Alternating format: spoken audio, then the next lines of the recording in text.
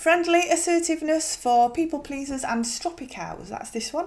I feel like this subject slots nicely in between my pricing course and my customer service one that's coming next. So I feel like a few of you could do a bit of coaching in friendly assertiveness. It's going to improve your customer relationships. It's going to help build your reputation and so get you more sales. Right. So what ways do cake makers struggle with their assertiveness? As ever, we struggle with quoting the price that we need to charge, don't we? We struggle with setting boundaries with when or how we get paid or how we respond to inquiries that are sent out of hours. Or when somebody's being rude to us and we feel like we've got to be nice to, we've got to put up with it to get the sale. What about when somebody turns up late to collect and when somebody complains? This is where we need assertiveness. So there are always loads of Facebook group posts asking, how do I word this, or how do I respond to this dipshit taking the absolute mother-loving piss out of me, right? So the people who post these are actually coming from a nervous place. They're worried about standing up for themselves and how to avoid confrontation. But a lot of responses suggested they're unprofessional, they're aggressive, passive-aggressive, snooty. So I feel like some of you might benefit from a bit of customer service training where I can give you that middle ground balance in between standing up for ourselves and getting what we need, but also not offending or angering the person that we're dealing with. Remember, we are professionals, and the more professional that we behave as an industry, the more respect we will receive as an industry. So if you're not assertive enough by not charging enough, by letting them collect at 9 o'clock at night, letting people be rude to you, there's going to be negative results for you and your business. But if you're aggressive, there's going to be negative results for you and your business. I keep advising you to try and take the emotion out of it. And I know that it's hard. I have been there and I stayed there for a long time. But emotions are either going to have you putting up with shit for fear of asking for what you need, or they're going to have you scrapping in your inbox and still not getting what you need. So I want to teach you some ways of being more assertive. And I want you to know this is coming from somebody who doesn't like conflict anymore, right? 21-year-old kneeling behind bar at Visage nightclub were a bit of a savage, but that were a long time ago. So I'm not going to tell you to tell people to fuck off, right? There's a big difference between being assertive and aggression, or passive aggression. I see a lot of passive aggression in those suggested responses to the cake group customer conundrums. Passive aggression, it's always recognised as being exactly that, and it's always going to wind up the person who's on the receiving end of it. Even if they're an arsehole and you don't want the business, they will talk about you negatively to anybody that'll hear it if you give them reason to. So it's not best practice in a professional situation where we're building as reputations. So assertiveness is basically confidence. We don't need to be standing proud and all loud voiced to be confident. We just need to feel empowered that we are in the right. And if somebody's challenging that to benefit themselves at cost to us, then they're in the wrong. So in baking business owner terms, we need to get that balance right so people don't take the piss, but we don't leave them feeling defensive or angry so they'll slag us off all over the socials. Remember, screenshots can be shared. If you come across as snooty or arrogant, it can damage your reputation, even if you're in right. It's how we deal with these confronting situations that matters. So we should be careful of that balance. Sometimes we want to go off on them, but remember, we're locally serving businesses. So negative word of mouth, it can spread like wildfire, and it can be exaggerated over time as well. Like, I've been accused of some right stuff over years. I only actually did a bit of it, maybe half, but I'm not a loud person. I don't like confrontation at all now I've matured, but if something needs to be said, especially in situations where myself or somebody else are being disrespected, I like to feel that I can speak up. I won't enjoy doing so. I might even cry about it because I'd much rather be that people pleaser. But there's a phrase that I learned years ago that's always stuck with me because I were a really shy kid, and that phrase is speak your mind even if your voice shakes. It's a part of business. We can't avoid a bit of shit sometimes, but how you come across in a professional, friendly and assertive manner is going to save you a lot of shit shows along the way. So assess the situation. What is the challenge that you're facing here, right? I'm going to give you a few typical examples. Number one, out of hours messaging. Are they expecting a response at 8 p.m. on a Saturday night about a cake for an occasion that's 10 months away? You can set up an auto response for certain times that just very politely says, sorry, I can't respond straight away. My working hours are this, and I'll get back to you as soon as possible. So you set a boundary, but you have let them know when they can expect a reply.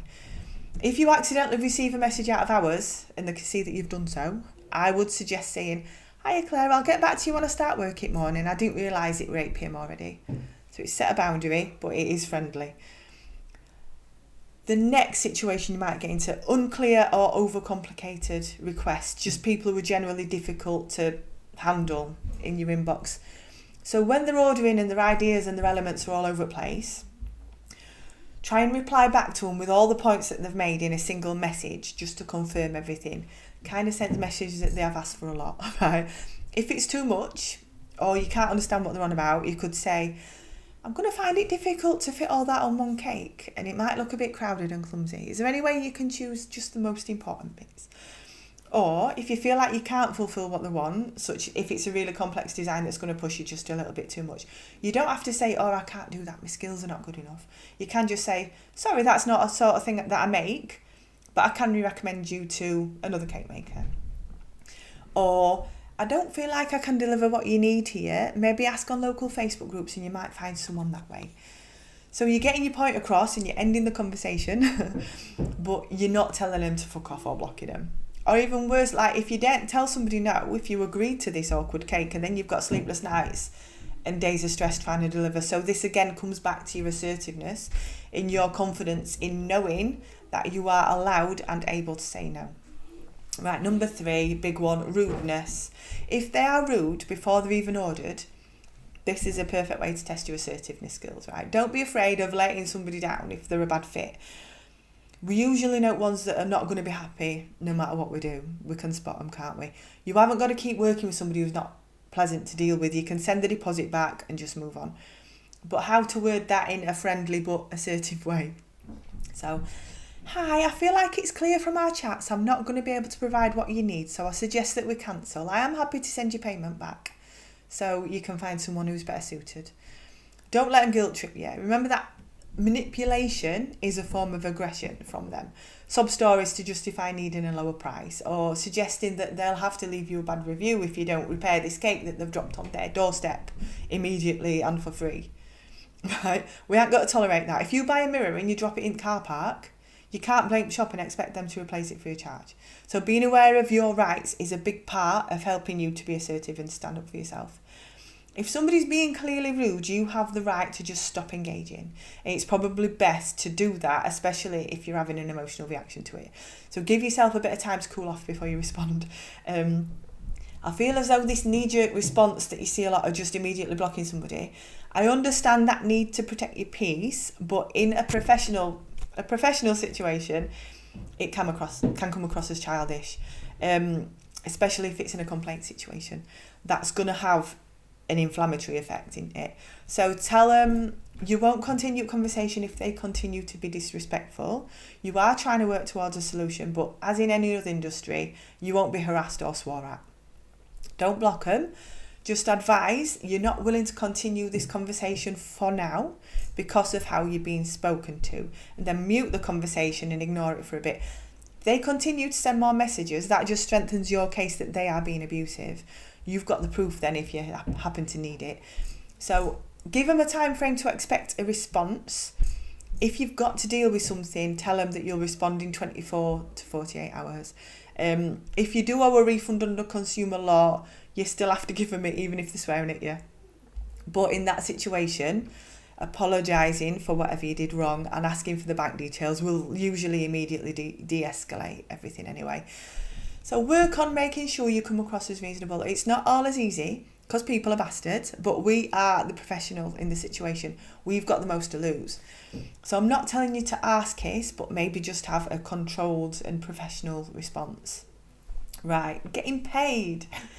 If at time of ordering you've just attached terms and conditions and assumed that they've read them, or even better, you've just pinned them to the top of your Facebook page, like you might be expecting full payment 2 weeks or a month before.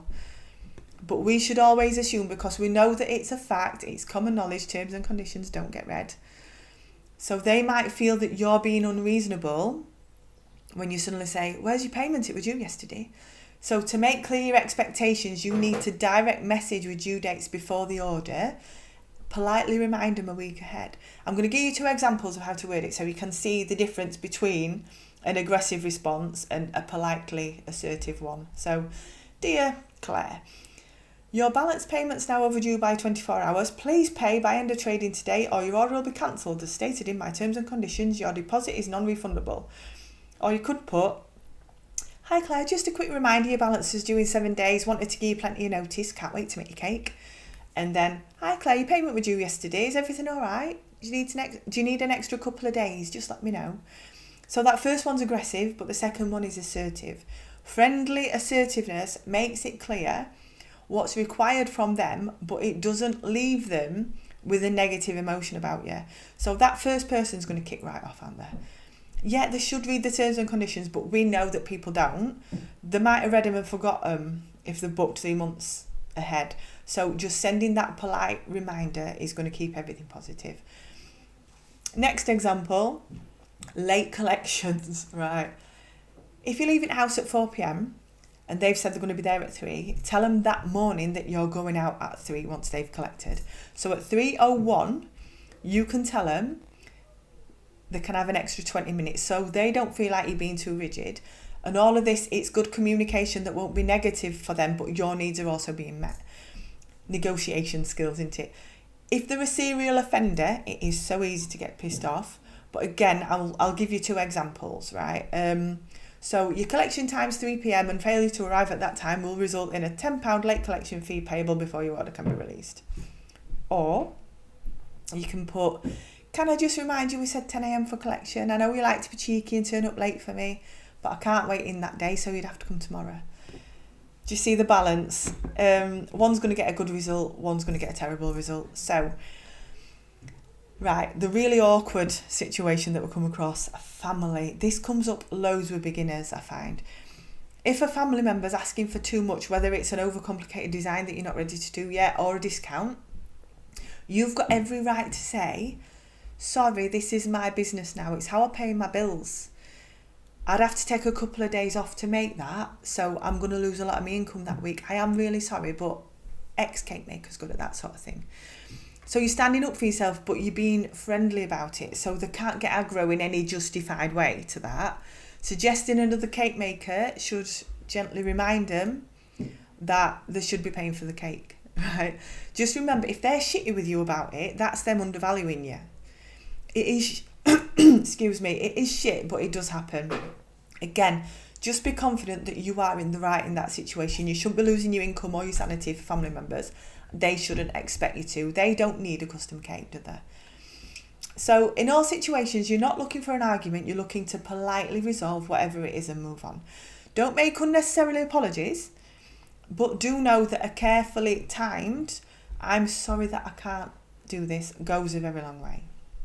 So it's about knowing your value. Yet again, this does come up a lot for us, doesn't it? Know that every fucking human being, including yourself, is worthy of respect. It should always just be automatic. We need to set boundaries about what we're willing to put up with to get the sale. Like, I can sometimes ride it out. I used to pride myself in spotting the ones that were just anxious about the event rather than just shitty people who thought I should kiss their ass.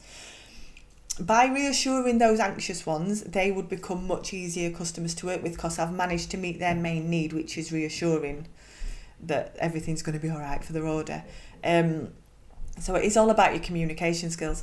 Set that bar at your first contact. Set your boundaries early. So inquiries are responded to during office hours. 50% payment is needed to book your order in. Those kind of things. Set them all up well ahead. Know your limits and know that you've got the right to say no. Doing that in a polite and reasonable way should never lead to confrontation. If you make somebody feel challenged, if something sounds like a demand for immediate payment rather than a polite request for payment soon, that's when negativity comes in. We can often prevent it just with our manners. So always read your messages back to yourself before you click send. I would always recommend giving them that bit of leeway without them knowing that they've got that leeway though. like on payment deadline day, telling them they can have an extra 48 hours extension if they need it, just allowing your processes for that so you're still getting what you need. So to remember your rights, you have the right to not be verbally abused. You have the right to say no if this customer's not a good fit for you. You've got the right to change your mind. You've got the right to make mistakes and own them because you're human. You've got the right to make reasonable responses like getting paid. Reasonable requests, like getting paid, and not being expected to answer pings at midnight. And you've got the right to only accept the orders that align with your brand and your skills and your joy. So in a nutshell, this is all about respect. Giving them respect and expecting respect in return. That were really difficult to say. But as a customer serving business, every interaction should be positive if we want to build up as a reputation. So we need to tread that path in the middle. So them disrespecting us disrespecting them. Remember, we're professional in this situation. We've got the most to lose if we veer to either side of that path. So above all, just recognise this is a human being buying something that is probably very important to them. The way that you make them feel is going to help both of you. So be empathic, recognise what they need from you for the sale to go ahead successfully. That's going to help you make more money. Your cakes can be ridiculously amazing, but if they feel disrespected at any point in the process, they're not coming back, because people buy from people. Right. If you need help with a specific situation that I haven't covered, please just ask in my group. It's Facebook. It is, if you just search for the Home Cakery Coach group, it should come up. Remember, I don't let negative advice creep into there. I keep my group nice and small so I can moderate it easily. It's not as wayward as those big international groups that have got like 500,000 people all telling you should tell that person to fuck off, right? So get in my group. Right, hope that helped you. And now I can't switch off.